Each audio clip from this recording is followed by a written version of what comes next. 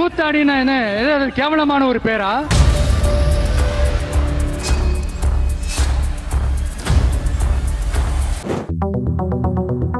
চেন্নাইয়ের শান্ত নীলাঙ্কারাই এলাকা হঠাৎ রূপ নিল উত্তেজনার কেন্দ্রবিন্দুতে।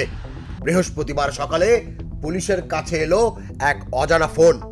বিজয় থালাপতি আবার জনসভা করলে তার বাড়ি উড়িয়ে দেয়া হবে। কয়েক সেকেন্ডের এই ভয়াল বার্তায় কাঁপিয়ে দিল পুরো শহরকে।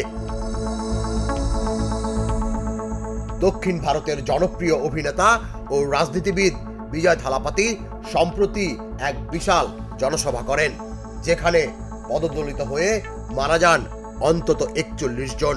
ঘটনার পর থেকেই তিনি সমালোচনা ও রাজনৈতিক চাপের মুখে আছেন।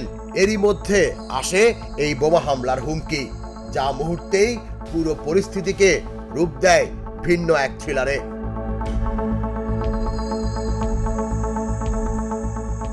হুমকি পাওয়ার পরপরই চেন্নাই পুলিশ বিজয়ের বিলাসবহুল বাসভবন ঘিরে ফেলে।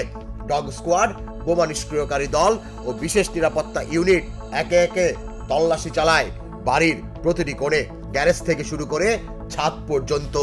আশপাশের রাস্তাগুলো সিল করে দেয়া হয়। একই সঙ্গে শুরু হয় প্রযুক্তিগত ট্র্যাকিং অভিযান।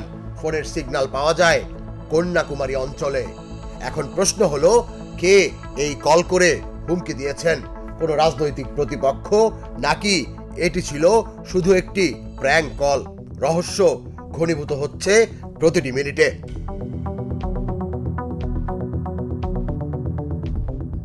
বিজয় অবশ্য নিজে প্রকাশ্যে কিছুই বলেননি, তবে সূত্র জানায় তার পরিবারকে আপাতত নিরাপদ স্থানে সরিয়ে নেওয়া হয়েছে। পুলিশ জানায় এটি ভুয়া হুমকিও হতে পারে, তবে তারা ঝুঁকি নিতে চাচ্ছেন না। চেন্নাই এখন দেখার অপেক্ষায় কে এই অদৃশ্য হুমকিদাতা, আর এটা কি কেবল কাকতালীয় নাকি এক বড় রাজনৈতিক ষড়যন্ত্রের শুরু? তুষার ইসলাম, জাগো নিউজ। அதன் மூலமா எனக்கு கிடைச்ச மத்த எல்லாத்துக்கும் காரணம் நான் இல்ல।